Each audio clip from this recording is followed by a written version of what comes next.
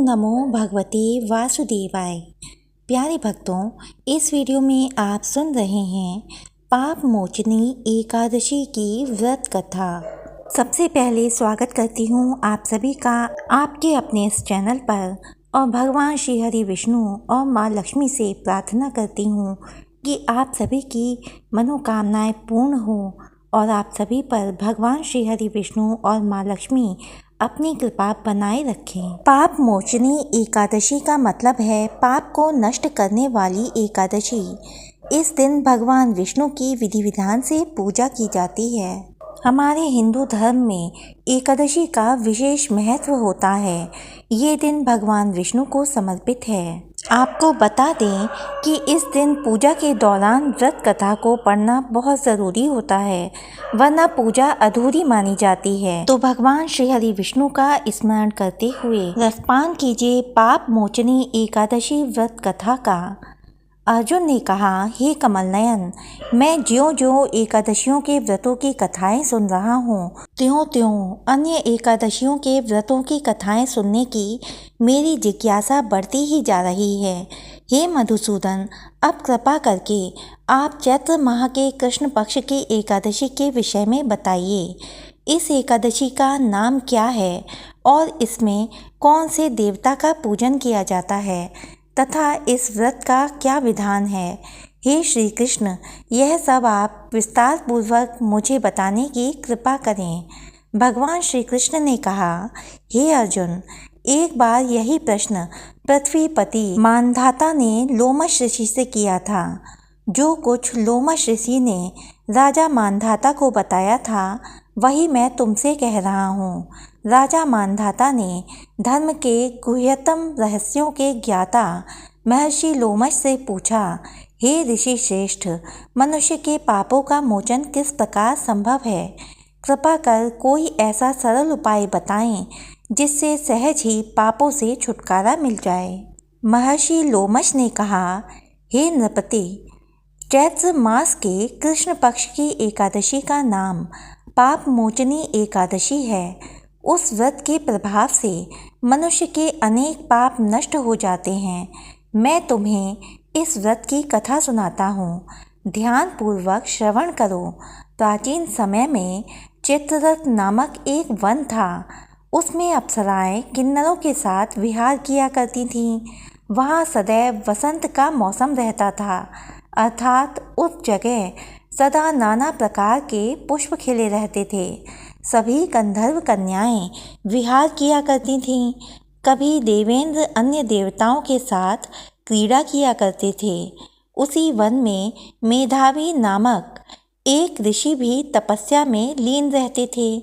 वे शिव भक्त थे। एक दिन मंजुघोषा नामक एक अप्सरा ने उनको मोहित कर उनकी निकटता का लाभ उठाने की चेष्टा की। इसलिए वह कुछ दूरी पर बैठ वीणा बजाकर मधुर स्वर में गाने लगी। उसी समय शिव भक्त महर्षि मेधावी को कामदेव भी जीतने का प्रयास करने लगे। कामदेव ने उस सुंदर अप्सरा के भ्रू का धनुष बनाया, कटाक्ष को उसकी प्रत्यंचा बनाई और उसके नेत्रों को मंजुघोषा अप्सरा का सेनापति बनाया। इस तरह कामदेव अपने शत्रु भक्त को जीतने को तैयार हुआ। उस समय महर्षि मेधावी भी युवावस्था में थे और काफ़ी हष्टपुष्ट थे। उन्होंने यज्ञोपवीत तथा दंड धारण कर रखा था। वे दूसरे कामदेव के समान प्रतीत हो रहे थे। उस मुनि को देखकर कामदेव के वश में हुई मंजुघोषा ने धीरे धीरे मधुर वाणी से वीणा का गायन शुरू किया। तो महर्षि मेधावी भी मंजुघोषा के मधुर स्वर पर, उसके सौंदर्य पर मोहित हो गए। वह अप्सरा मेधावी मुनि को कामदेव से पीड़ित जानकर उनसे आलिंगन करने लगी। महर्षि मेधावी उसके सौंदर्य पर मोहित होकर शिव रहस्य को भूल गए और काम के वशीभूत होकर उसके साथ रमण करने लगे। काम के वशीभूत होने के कारण मुनि को उस समय दिन रात का कुछ भी ज्ञान न रहा और काफ़ी समय तक वे रमण करते रहे। उसके बाद मंजुघोषा उस मुनि से बोली, हे ऋषिवर, अब मुझे बहुत समय हो गया है, अतः स्वर्ग जाने की आज्ञा दीजिए। अप्सरा की बात सुनकर ऋषि ने कहा, हे मोहिनी, संध्या को तो आई हो, प्रातःकाल होने पर चली जाना। ऋषि के ऐसे वचनों को सुनकर अप्सरा उनके साथ रमण करने लगी। इसी प्रकार दोनों ने साथ साथ बहुत समय बिताया। मंजुघोषा ने एक दिन ऋषि से कहा, हे विप्र, अब आप मुझे स्वर्ग जाने की आज्ञा दीजिए। मुनि ने इस बार भी वही कहा, हे रूपसी, अभी ज़्यादा समय व्यतीत नहीं हुआ है, कुछ समय और ठहरो। मुनि की बात सुन अप्सरा ने कहा, हे ऋषिवर, आपकी रात तो बहुत लंबी है। आप स्वयं ही सोचिए कि मुझे आपके पास आए कितना समय हो गया। अब और ज़्यादा समय तक ठहरना क्या उचित है? अप्सरा की बात सुन मुनि को समय का बोध हुआ और वह गंभीरतापूर्वक विचार करने लगे। जब उन्हें समय का ज्ञान हुआ कि उन्हें रमण करते 57 वर्ष व्यतीत हो चुके हैं, तो उस अप्सरा को वह काल का रूप समझने लगे।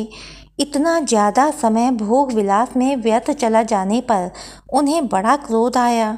अब वह भयंकर क्रोध में जलते हुए उस तप नाश करने वाली अप्सरा की तरफ भ्रकुटी तान कर देखने लगे। क्रोध से उनके अधर कांपने लगे और इंद्रियां बेकाबू होने लगीं।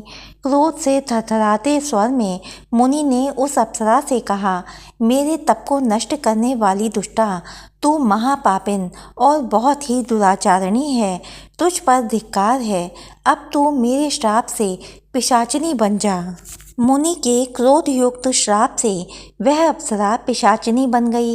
यह देख वह व्यथित होकर बोली, हे ऋषिवर, अब मुझ पर क्रोध त्याग कर प्रसन्न होइए और कृपा करके बताइए कि इस श्राप का निवारण किस प्रकार होगा। विद्वानों ने कहा है, साधुओं की संगत अच्छा फल देने वाली होती है और आपके साथ तो मेरे बहुत वर्ष व्यतीत हुए हैं। अतः अब आप मुझ पर प्रसन्न हो जाइए, अन्यथा लोग कहेंगे एक पुण्य आत्मा के साथ रहने पर मंजुघोषा को पिशाचिनी बनना पड़ा।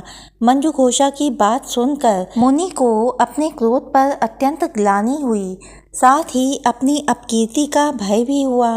अतः पिशाचिनी बनी मंजुघोषा से मुनि ने कहा, तूने मेरा बड़ा बुरा किया है, किंतु फिर भी मैं तुझे इस श्राप से मुक्ति का उपाय बतलाता हूँ। चैत्र मास के कृष्ण पक्ष की जो एकादशी है, उसका नाम पाप मोचनी है। इस एकादशी का उपवास करने से तेरी पिशाचिनी की देह से मुक्ति हो जाएगी। ऐसा कहकर मुनि ने उसको व्रत का सब विधान समझा दिया। फिर अपने पापों का प्रायश्चित करने के लिए वे अपने पिता च्यवन ऋषि के पास चले गए। च्यवन ऋषि ने अपने पुत्र मेधावी को देखकर कहा, हे पुत्र, ऐसा क्या किया है तूने कि तेरे सभी तप नष्ट हो गए हैं, जिससे तुम्हारा समस्त तेज मलिन हो गया है। मेधावी मुनि ने लज्जा से अपना सिर झुकाकर कहा, पिताश्री, मैंने एक अप्सरा से रमण करके बहुत बड़ा पाप किया है। इसी पाप के कारण संभवतः मेरा सारा तेज और मेरे तप नष्ट हो गए हैं। कृपा करके आप इस पाप से छूटने का उपाय बतलाइए। ऋषि ने कहा, हे पुत्र, तुम चैत्र माह के कृष्ण पक्ष की पाप मोचनी एकादशी का विधि तथा भक्ति पूर्वक उपवास करो, इससे तुम्हारे सभी पाप नष्ट हो जाएंगे। अपने पिता च्यवन ऋषि के वचनों को सुनकर मेधावी मुनि ने पाप मोचनी एकादशी का विधिवत व्रत किया। उसके प्रभाव से उनके सभी पाप नष्ट हो गए। मंजुघोषा अप्सरा भी पाप मोचनी एकादशी का उपवास करने से पिशाचिनी की देह से छूट गई और पुनः अपना सुंदर रूप धारण करके स्वर्ग लोक चली गई। लोमश मुनि ने कहा, हे राजन, इस पाप मोचनी एकादशी के प्रभाव से समस्त पाप नष्ट हो जाते हैं। इस एकादशी की कथा के श्रवण व पठन से 1000 गौ दान करने का फल प्राप्त होता है। इस उपवास के करने से ब्रह्म हत्या करने वाले, स्वर्ण चुराने वाले, मद्यपान करने वाले, अगम्यागमन करने वाले आदि भयंकर पाप भी नष्ट हो जाते हैं और अंत में स्वर्ग लोक की प्राप्ति होती है। हे भगवान श्री हरि विष्णु, हे माँ लक्ष्मी, मेरी आपसे यही प्रार्थना है कि पाप मोचनी एकादशी की यह व्रत कथा जो जो मनुष्य सुने और जो जो मनुष्य कहे उसकी सभी मनोकामनाएं पूर्ण करना, सभी पर अपनी शुभ कृपा बनाए रखना। और अब सुनिए भक्तों, एकादशी के दिन सुनी जाने वाली माता तुलसी की कहानी। एक बुढ़िया माई तुलसी जी को सींचती और कहती कि हे तुलसी माता, सत की दाता, मैं तेरा बिड़ला सींचती हूँ, मुझे बहू दे, पीतांबर की धोती दे, मीठा मीठा घास दे, बैकुंठा का वास दे, चटक की चाल दे, पटक की मौत दे, चंदन का काट दे, रानी सा राज दे, दाल भात का भोजन दे, ग्यारस की मौत दे, कृष्ण जी का कंधा दे। तब तुलसी माता यह सुनकर सूखने लगी तो भगवान ने पूछा कि हे तुलसी, तुम क्यों सूख रही हो? तुलसी माता ने कहा कि एक बुढ़िया रोज आती है और यही बात कह जाती है, मैं सब बात तो पूरा कर दूंगी, लेकिन कृष्ण का कंधा कहाँ से लाऊंगी? तो भगवान बोले, जब वो मरेगी तो मैं अपने आप कंधा दे आऊँगा, तू बुढ़िया माई से कह देना। जब बुढ़िया माई मर गई, सब लोग आ गए। जब माई को ले जाने लगे तो वह किसी से ना उठी। तब भगवान एक 12 बरस के बालक का रूप धारण करके आए।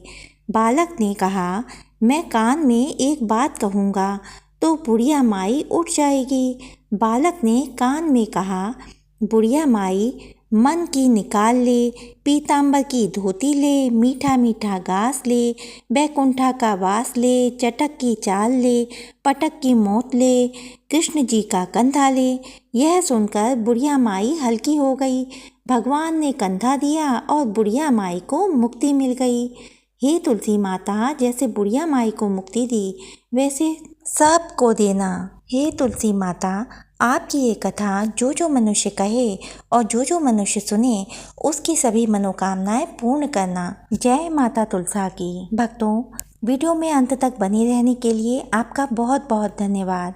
इससे आगे की कथाएं सुनने के लिए हमारे चैनल को सब्सक्राइब कीजिए, वीडियो को लाइक कीजिए और हो सके तो ज़्यादा से ज़्यादा इस वीडियो को शेयर कीजिए। तो मिलती हूँ आपसे अगले वीडियो में, तब तक के लिए राधे राधे।